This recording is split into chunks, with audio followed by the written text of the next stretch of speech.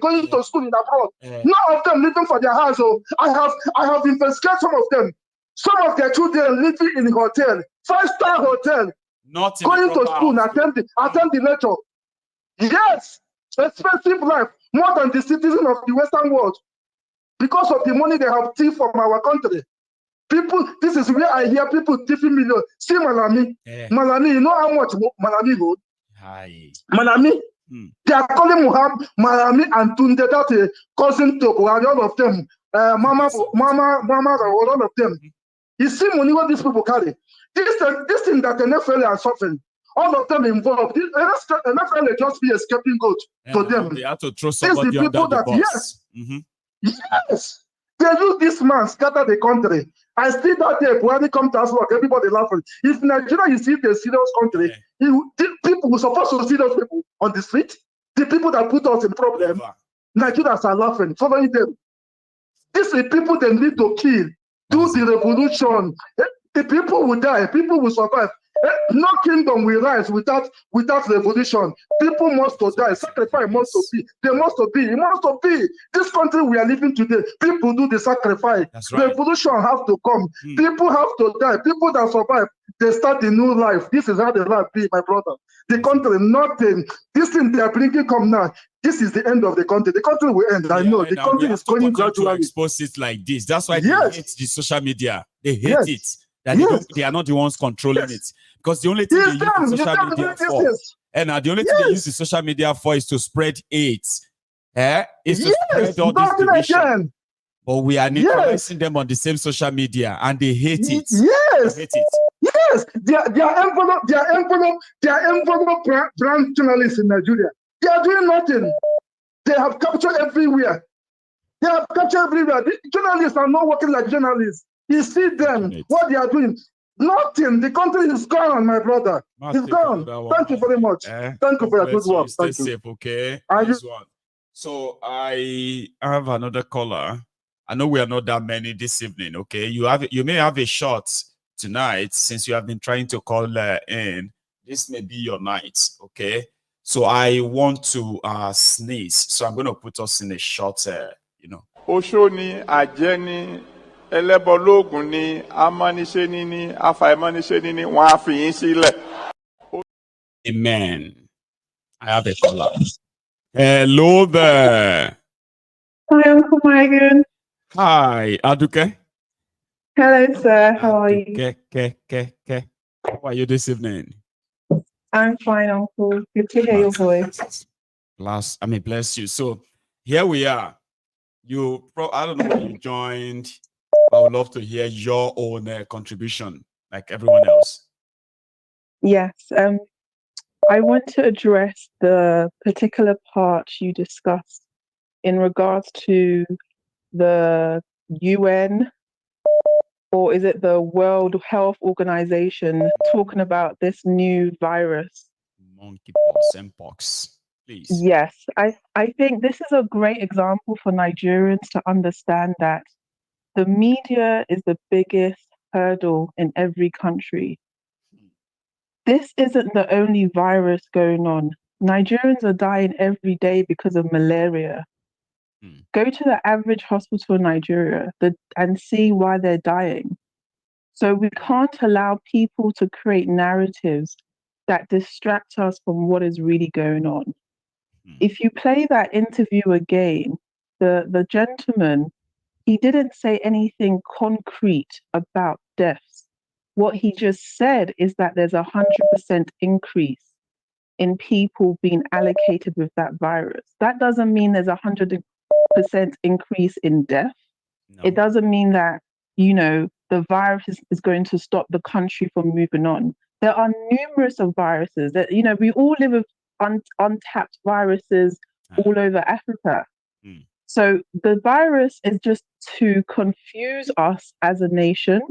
It is to distract us away from the recent issues with the march and the protests. And also, the government, like the British government, they use Africa as a distraction as well. The British government are going through a lot of issues right now in the UK. So projecting the idea that the Africans have this disease is another way to distract us. The media is the biggest issue we have in Nigeria because the media is owned by the government. It's important that people understand this. Even the private institutions, Arise, that can never really say what they feel. Arise is not owned 100% by Arise. They cannot say what they really feel. Well, their chairman is a politician to start with. Thank you. Same with channels as well. Their chairman is also a politician. Yes, there's also a new one. I can't remember the name. I think I can't remember the name. Yes, News Central. Tony Elemelu, is that his name? He has a lot of a guy. He's also a politician himself, even though he hasn't put out a post and all that yet. Like say he wants to, but he's part of the establishment. You're right. Yes, he has a lot of affiliations and investment and partnerships. If you notice, he does a lot of adverts. I'm sharing this so that we can, this platform, like you said, Uncle, it's about educating us, for us to look at how do we process information about Nigeria.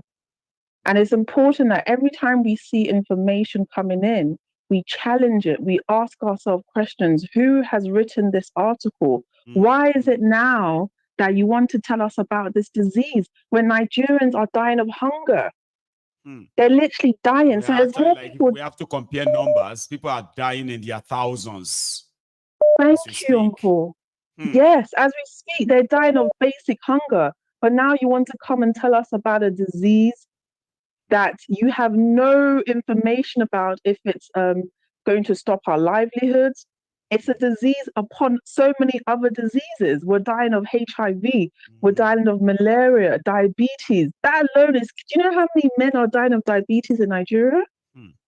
That alone is triple this new disease. So we have to ask ourselves, why are they telling this to you? Why do they want us to know about this? Do you know something because they want to. Aduke? Yes, Uncle. Because of what you just said now, is this. Uncle. Most of these diseases, our viruses, most of them are communicable diseases that are like treatable or manageable. Yeah. They are not totally death sentences, but people are dying. In our continent in Nigeria, they are dying in their thousands, mostly simply because they cannot afford the medical treatment to keep them alive. Now, when they want to hype any form of pandemic, the way they usually put them, right? They are willing to give us a free vaccines, free this, free that. But when it comes to diseases that are killing our people in their thousands because they cannot afford to manage them, like diabetes you mentioned just now. People are dying. A lot of people are dying. This medical poverty that Nigerians are facing, right? Where people who are like normally they are okay, and suddenly they have this medical problem. They begin to sell their properties. Medical poverty. Now we've not seen this Western world open searchlight on them and make all these medicines free, like so cheap. That people could access them and take care of themselves and live a healthy life. But once all this this kind of overhyped diseases are right there in the media makes them look like we're all gonna die. Yes, and if we don't follow their instruction, Yes, it creates a fear. It's creating the fear, because if they create fear, they create tension. It's all a strategy, and it's important that people understand this is a billion-dollar industry. So when you're hearing these kind of narratives, they're doing it intentionally. They dare not say this disease is in China. They can never say that. China will burn you down. You can't say that. They will fight the misinformation war like mad.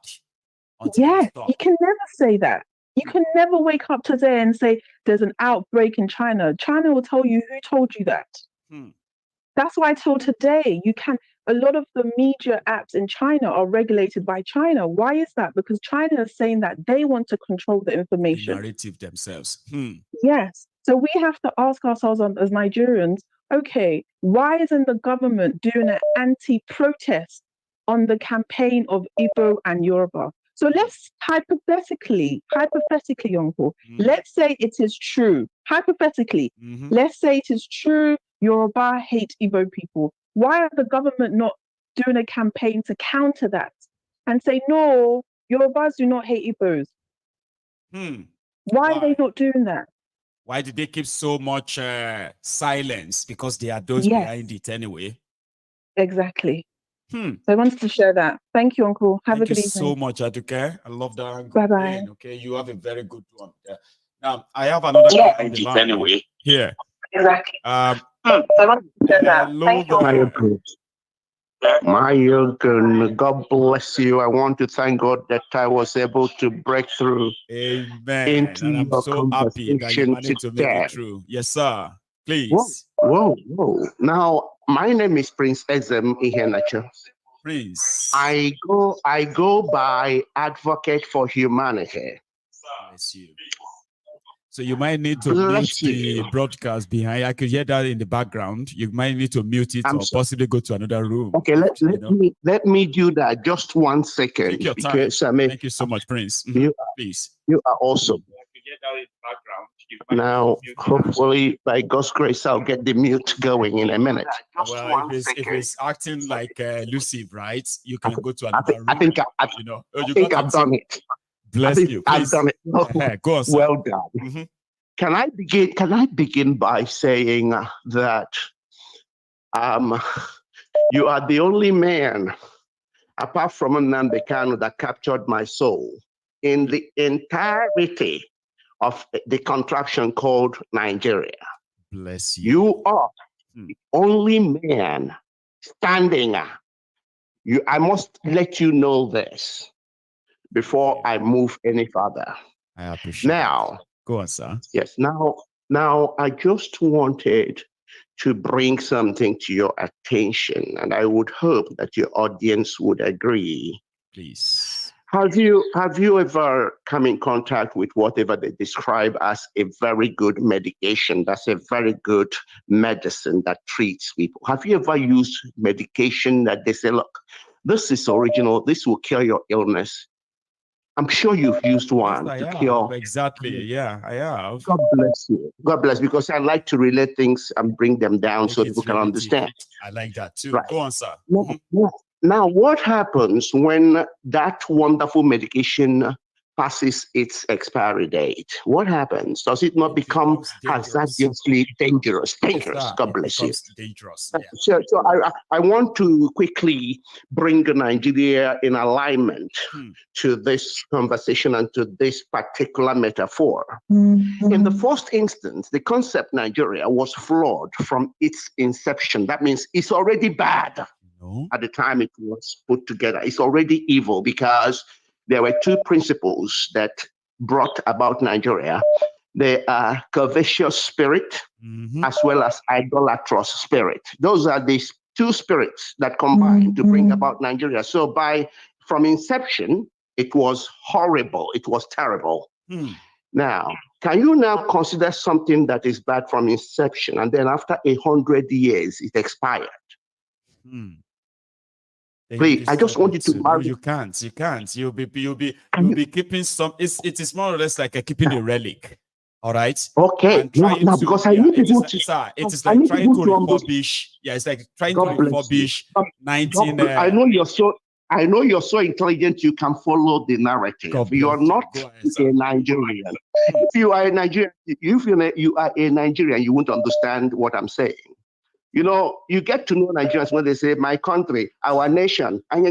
Proud you now know you are dealing with a Nigerian because they can't reason, they can't understand what you're picking up very easily right now. So now we are dealing with a contraction that was horrible from its inception, and then it was earmarked to expire in 100 years. So it means that in the last 10 years we are dealing with an expired contraction. Expired. That means right now it is now toxically decayed.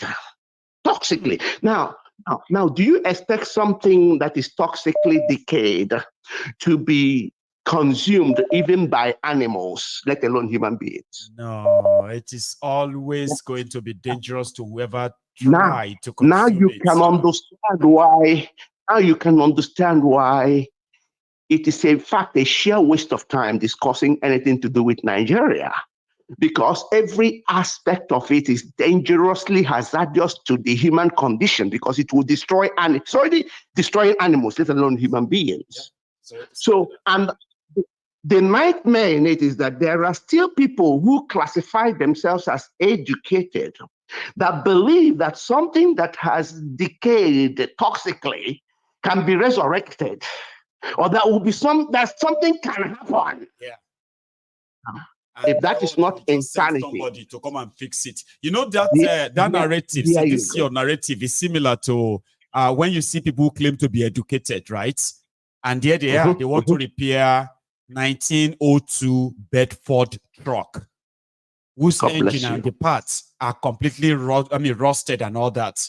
But they are claiming they might even have. They may not even have any engine. They don't have engine, but they believe they can make it. Right? So they are now believing that if, the worst case scenario, maybe we can use the Dasun engine plus this plus that. And then they found out that when they try to start the engine to see if it's going to work, it just never works. But they are still convinced that maybe there's something they are missing. You are having an old you're having an old relic car. Sell it in parts before it becomes more hazardous that continue to kill every generation that attempts to fix it. That's what it is now. It is an old relic whose part no longer exists. You are awesome because you can relate to exactly what I'm trying to say here. God bless you, sir. So what in summary, what this means is that it doesn't matter which aspect of Nigeria you're talking about. It is hazardous. In fact, those who claim to be the leaders already know this. That's why everything that happens to them, they run away. They run because your hospital is hazardously dangerous to you. Your roads are every aspect. Is hazardous. So in summary, even your police, your security is working against you. What is left? Those are what we call occupying forces. They have no interest of you as a citizen at heart. They are paid to destroy you anyway. They are paid to kill you. They are paid to just destroy you. So in the end, I can only summarize that there is nothing else called insanity than someone who believes in Nigeria, than somebody who believes something can happen from this evil contraption that was dangerous from inception and had expired since 10 years, now toxically decayed. For anybody to believe there is still something in this thing, that is just insanity, the real insanity. And I thank you. Prince. Yes. I thank you too. I love this conversation, and I love it when people are pretty much analytical in their narrative. So I love it. God bless you. And I hope I'm lucky next time. Now keep up the good work. You are a man and a half. Thank you, sir. You just keep it going, please. And thanks so much for all the support as well. Okay. Say me well to everyone there. That's okay. You take care. You have all right. Take care. Sir. So I have another caller, but there's something I need to say. We might not be able to use our full time, but if we have a chance to use our full time, that means we still have like about 30 minutes to go. But right now, I'm going to say we just have just about 20. See, if you haven't really liked the broadcast, the ideal time is now. Do it now. And then if you really enjoyed this platform so far, then why have you not subscribed? Why have you checked? Why have I not subscribed onto this platform? So please, if you're watching me on Facebook this evening and you have been one of those that randomly doesn't just get what do you call it? You just don't get the invite or what have you. I advise that check the notification as it is. Check your notification and make sure that you still have that on, or else Facebook has probably removed all of you and you won't know if you don't check. You may need to even unfollow Mayegu on Facebook and then refollow, unlike the page and like it back again and check your notification. I have a caller here. Hello. Hello, Mayegu General. The Prince. How are you, sir? Oh, my wait till now. Something just pursue over 400, I'll be 500 of you on YouTube, just like in the last 10 seconds. Did anybody notice that? All of you on YouTube. But Prince, continue. You are here already. Okay, Baba. Well done for the investigative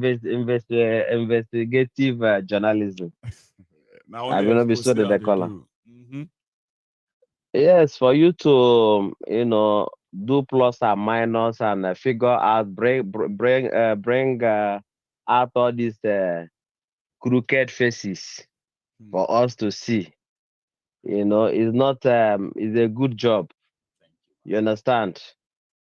Because when you remove beer from dog, you will show you when you remove lion